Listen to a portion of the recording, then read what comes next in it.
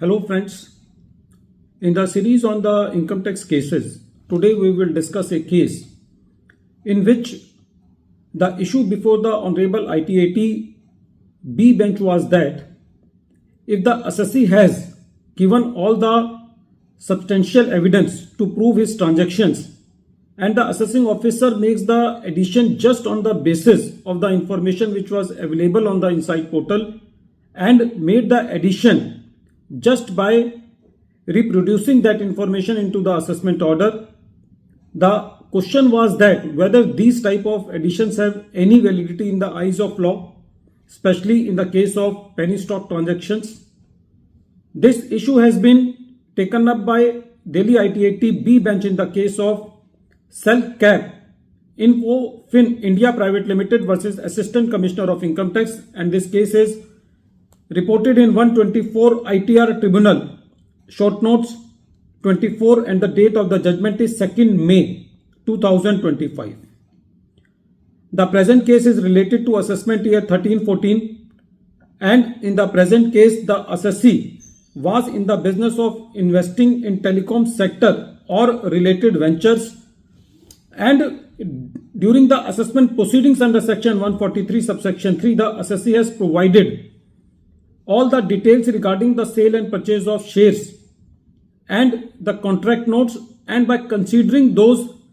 evidences, the assessing officer has passed the assessment order under section 143 subsection 3 by accepting the written income of the assessee which was filed in loss. After that, the assessing officer got some information on the inside portal that the assessee is engaged in some bogus transactions in the form of penny stock in a company S, and on the basis of only that information and without making any independent inquiry and without considering this fact that there is no name of the assessee in that information, reopened the assessment proceedings under section 148 and passed the assessment order by considering and by taking that penny stock transactions into the income from other sources under section 68. It was the plea of the assessee that already the assessment under section 143 subsection 3 and the assessment is being now made after 4 years under section 147. So the assessing officer has not demonstrated in the reasons that there is any failure on the part of the assessee to disclose truly and fully at the time of original assessment under section 143 subsection 3, due to which now the assessing officer is making a reason to believe that the income of the assessee has escaped assessment. But the assessing officer denied all the contentions of the assessee and made the addition which was upheld by the CIT appeal. When this matter came before the tribunal said that in the present case the assessing officer has done nothing more than reproducing the information on the inside portal into the assessment order, and the tribunal said that when the transactions of purchase and sale are through online, then in that case the modus operandi explained by the department in the assessment order or in the notices is not applicable, and the most important factor in the present case is that the name of the assessee is not there in any list which has been there on the inside portal. The tribunal said that in the present case there was no failure on the assessee to disclose any information, and the revenue has grossly failed to substantiate that the transaction of the assessee are bogus,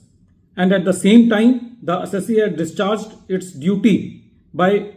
filing the numerous documents to substantiate its transactions, that the transaction in the sale and purchase of shares are genuine. The tribunal also said that in the present case it is a perfect case of change of opinion which is not allowed in the income tax proceedings, because if the change of opinion will be allowed then there will be no finality of the income tax proceedings, and